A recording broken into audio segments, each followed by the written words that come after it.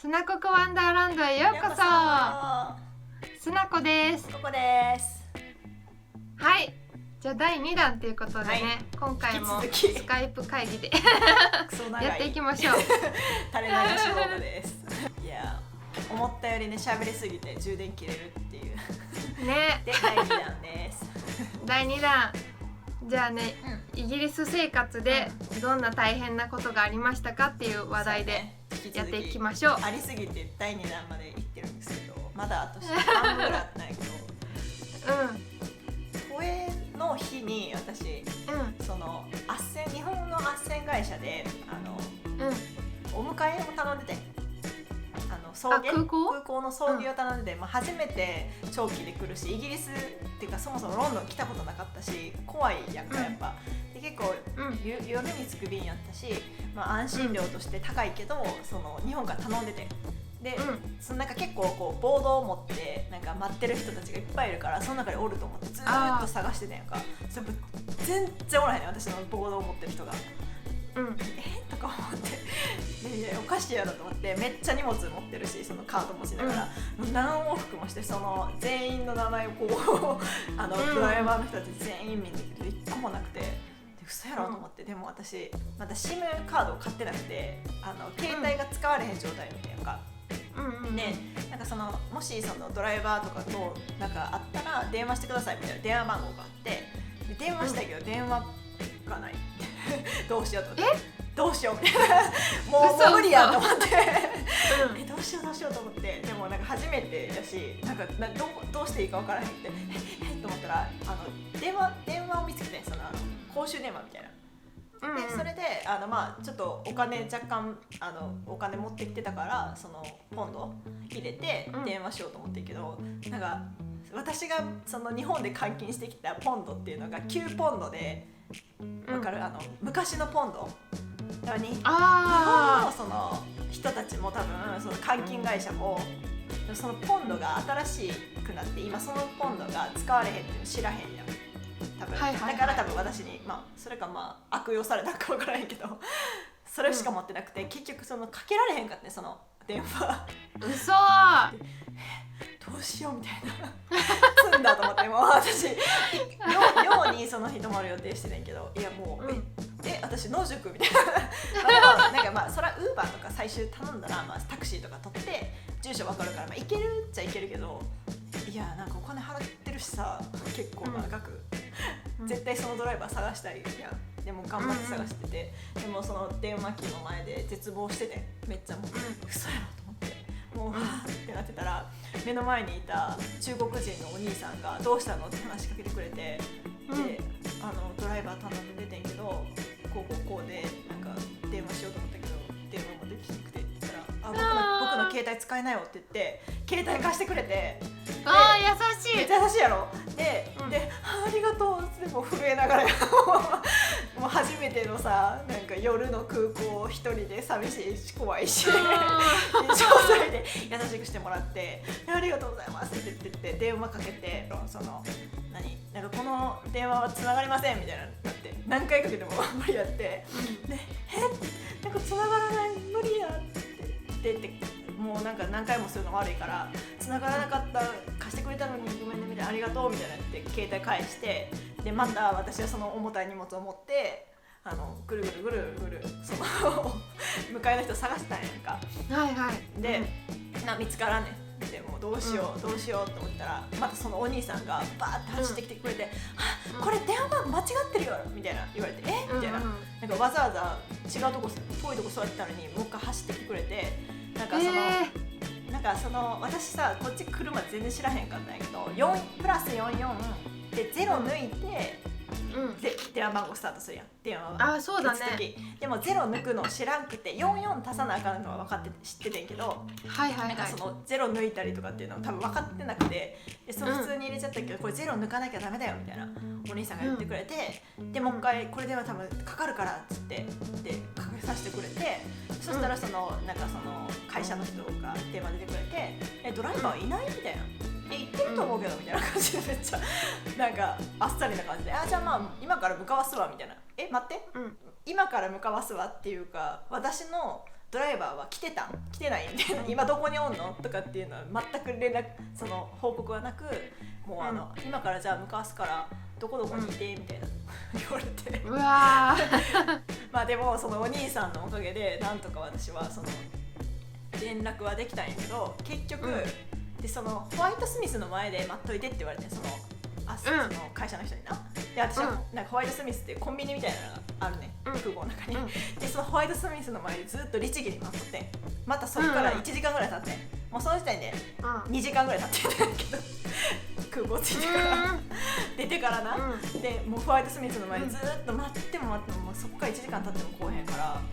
いやでもホワイトスミスの前で待ってって言ったから、変に動いたらまた出会われへんくなって大変なことになると思って、そうね、って思ってたからずっと待ってたんやけど、あまりにもおかしいと思って、もう一回そこからこうカート持ちながら移動したら、その運転手さん全然違うところで待っとって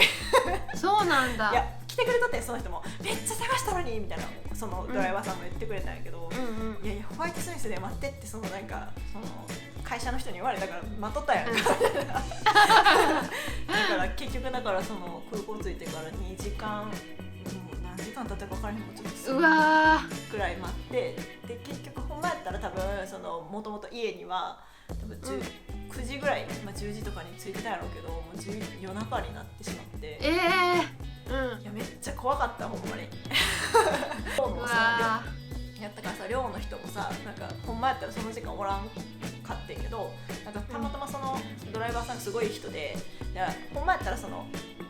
家まで送ってじゃあバイバイって感じやねんけど、私がもう泣きそうな不安な顔してどうしようどうしようみたいな感じで言ってたら、なんか僕がちゃんとその寮の人に言ってあげるからって言って、寮の人になんかドンドンドンって言って入って、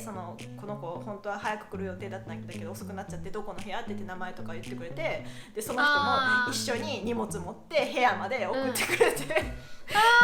い、すっごいいい人やって、なんかモーガン・フリーマンを若くしたみたいな、すごい黒人のおっちゃんやってわかりやすい。いやほんまにめっちゃいい人やって、もう大好きあの人そうなんだ。なんか最後に私がもう本当にありがとうみたいな、もう半分泣いてた多分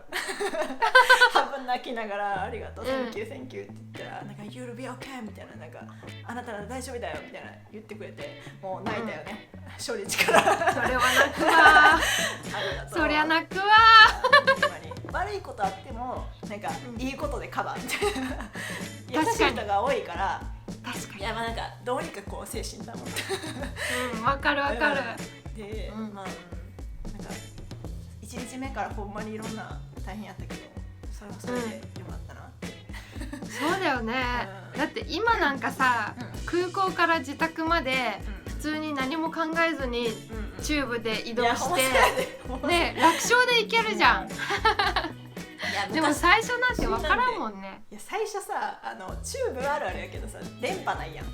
日本の電車って地下鉄でも何でも電波あるっていうの当たり前だったけどさ、こっち来てからチューブでその検索だから、最初の方ってさ、どこで乗り換えしてどうやって向かうかっていうのも全然分からなくて、何線とかっていうのも分からなくて、分からん。そうでもなんか急いでなんかその電車乗ってしまったから、行き先は分かるけどどこで乗り換えたか調べるの忘れたみたいな時はもうマジでそうそう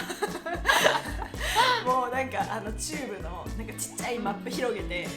ここでこの線で乗り換えれるよなみたいななんか最初の方は事前に調べて、その調べた結果をスクショして電車で確認しながら電車乗ったりとか、そうそうそう懐かしい、可愛い私、懐かしいよね、可愛いな私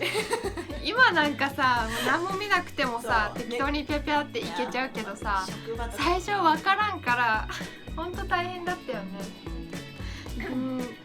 なんか、私は最初どうだったかな。でもさ、すなこちゃん、この前アイルランドだったっけ、行ってたからさ、そこまでそのなんていうの違いってなかったんじゃん、どうなの？どうだろう。ロンドンとはまた全然違うか。ダブリンはね、地下鉄がないんですよ。そうなの？そう、ない。何で移動するの？もうほぼ、なんだろう、バス、普通のバスか、電車はないの？電車はないの？普通の電車はダートっていう電車があって、地上走ってる。でもそれはそう地上走ってる電車があるんだけど、それはね私ほぼほぼ使わなくて、ほぼバスでどこでも行ってたんだけど、そうやっぱ田舎だからね、地下鉄は発達してないんですよねでもバスも難しいじゃん。なんか、同じ場所から発車してても違う方向に行ったりするやつとかあるから。バス私いまだに何番が何とか分からへんから。分からんよね。 Google マップでここからやったらこの番号でどこで降りるかって調べないと乗られへんかもそうだね、私もそう。しかもなんかいつも乗ってるバスでも途中で目的地が突然変更したりとかなんかここで終わりですとか言って降ろされたりとかする。そうあれなんマジで途中までさなんか行ってさ、降ろされてさ、前のバス乗ってみたいななんかねあれマジ意味わからんな。なんだろうな、ね、あれなんだろうね、するのかな、運転手交代みたいなのかな。それもあると思うし、なんかなんだろうね、なんかバスの調子が悪いとかそうか運転手さんの体調とかいろいろあるのかな。かもしれない。なんかね、ちょっと一旦車庫入りますみたいなそうなんか突然わけも分からず降ろされて違うバスに乗るみたいなのよくあるよね。しかもそれもさ英語でさなんかわーって言われててさ、もうこっちも音楽聴いたりとかさ、なんか聞いてなかったりするやん。それをそうバーって一人みたいなどうしたみたいなっていうことも結構電車とかでも結構あるな。ある電車とかでも急にこの電車はどこまでしか行かないんで降りてくださいみたいなみたいなでなんかでもみたいな顔してたら、なんか周りの人がなんか動かないみたいだよみたいなことをなんか教えてくれたりとかして一緒に降りてどこ行きたいのみたいな言われたから、こっち方面に帰りたいんだけどって、あっち行ったら乗れるよみたいな教えてくれたりとかするからなんとなく行けてるけどで最初はちょっと焦るよね。そういうことがあるっていうことを念頭に入れとけば、そういうこの場面かみたいな思えるからそう、ね、やっぱねイヤホンしてるとさ、アナウンスメントが全然聞こえなくって、もう突然の対応がもう臨機応変に動けなくなっちゃうからそう最初は慣れないうちはイヤホンしないで乗った方がいいかもしれない。でも普通にさイヤホン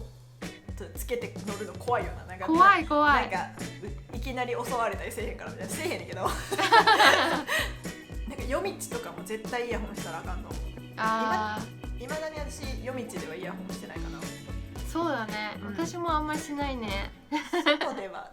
なんか昼間やったら全然多分いいと思うけど、歩きスマスの方はもう絶対にあかんな。そうだね。結構みんな取られてるような。日本人結構やられるらしいから、アジア人そう注意力ないから、ぼーっとしてる人多い。でも観光客とかもやられるよね。そうだね。取られるよ本当。そうやっぱこうやって持ってるとさ、もうバイクとか自転車でスーって来られると横からバッて取られて、そうもう簡単に取られちゃうから、絶対歩きスマホはしない方がいいね。私はこれケースだけやけど、こういうリングつけてます。リングつけてるとこうやってしてたらスパンって取られようとしても指があるから取られへんから、落としもせえへんし、盗難防止にもなるからリングつけてそうだね。それなんか簡単だけどね、防止できるよね。携帯も落とさへんし、すごいいいと思う。つけてますね、それは。確かに。あと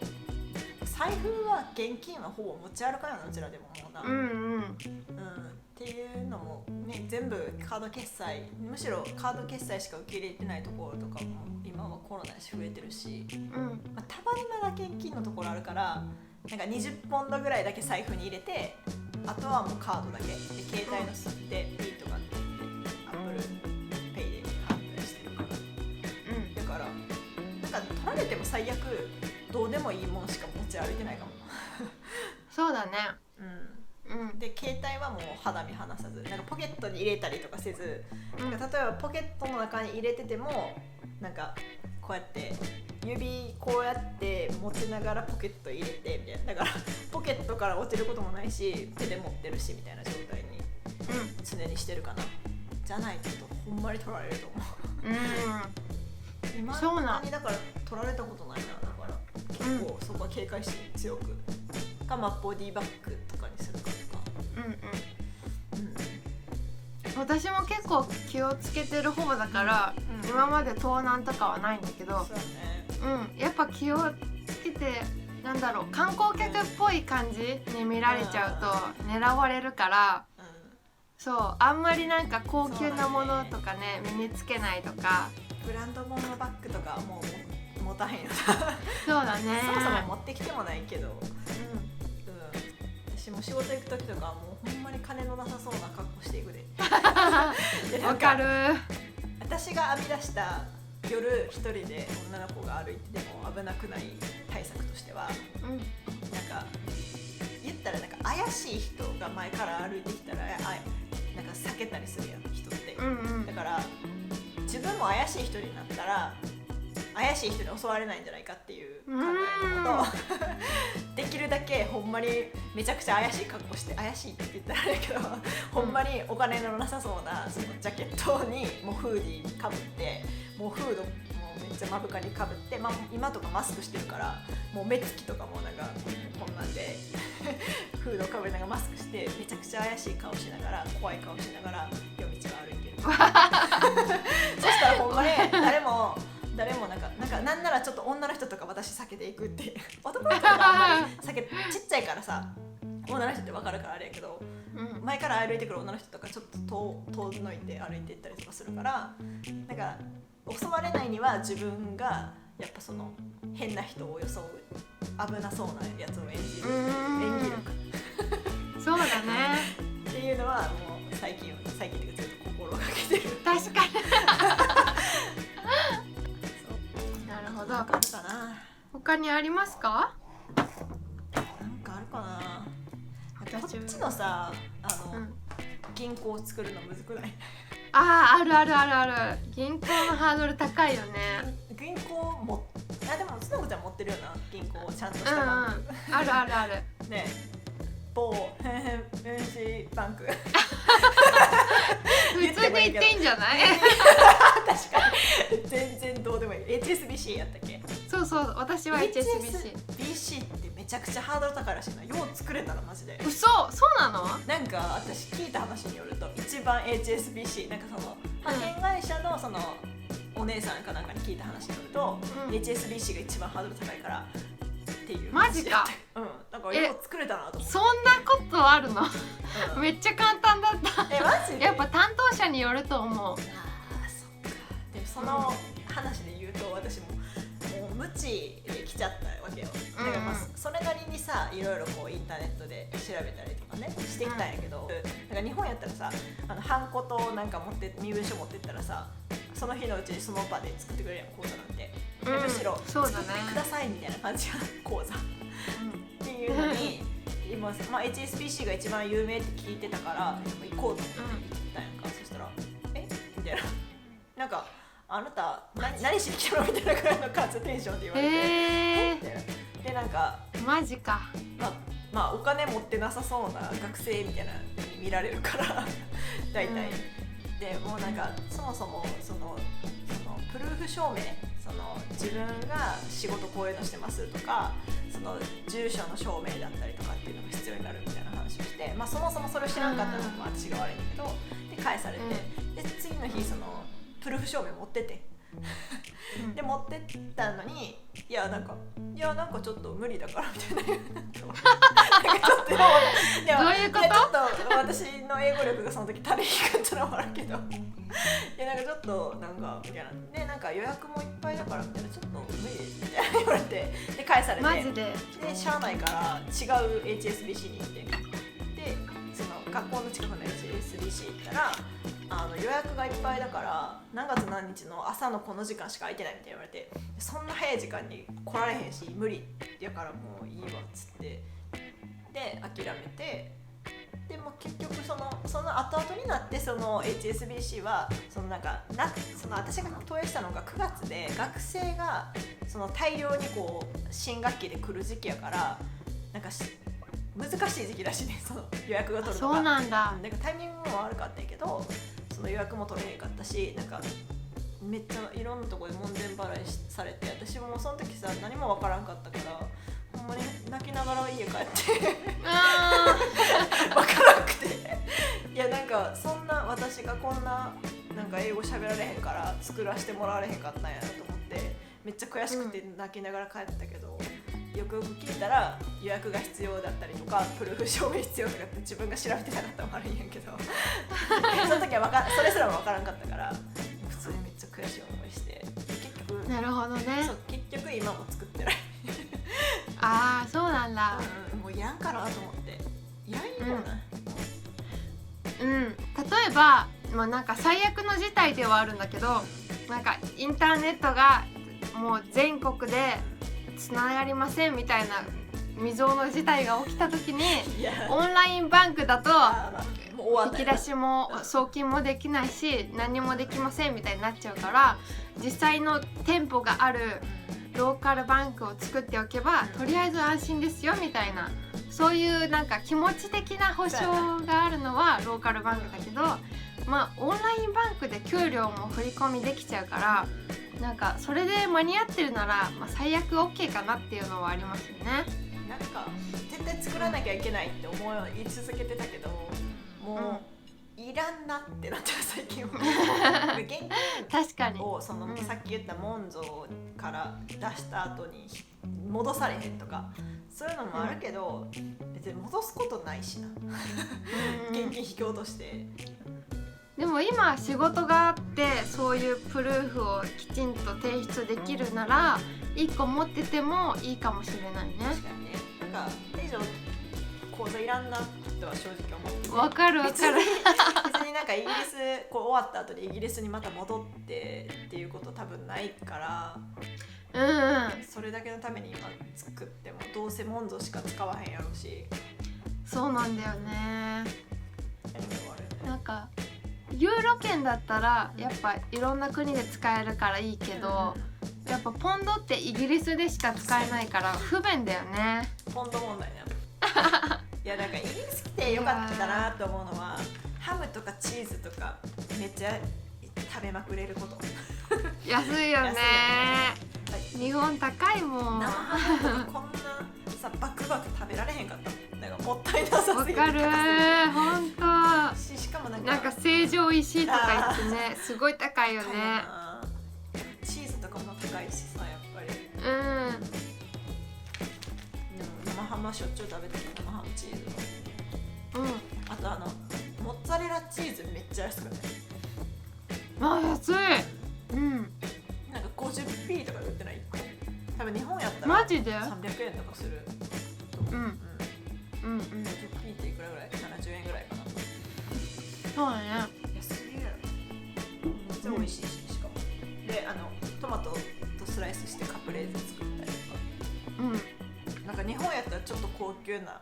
やつがこっちはチープに食べれる前菜みたいな。確かに。それが今後はどうなるんだろうね。ブレグジットして。高くなるかもね。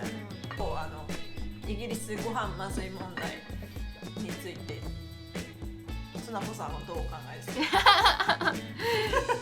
イギリスご飯まずい問題、かなり物議を醸すトピックではあるんですけど、私の考えを言わせていただくと、はい、どうぞ。イギリス料理って言っちゃうと正直、そこまであれなんですよねなんかだって、フィッシュ&チップスとフィッシュ&チップスとサンデーローストとかね、あとシュパーズパイとかね、そういうのは別に普通なの、まずくはないの、普通って感じ、まずくはないよ。そういうのはあるけど、なんだろう、例えばフランスとかイタリアとかね、隣国の美味しいご飯の国と比べちゃうと見劣りするなっていうのはあるけど、長年イギリスに住んでる人に聞いてみると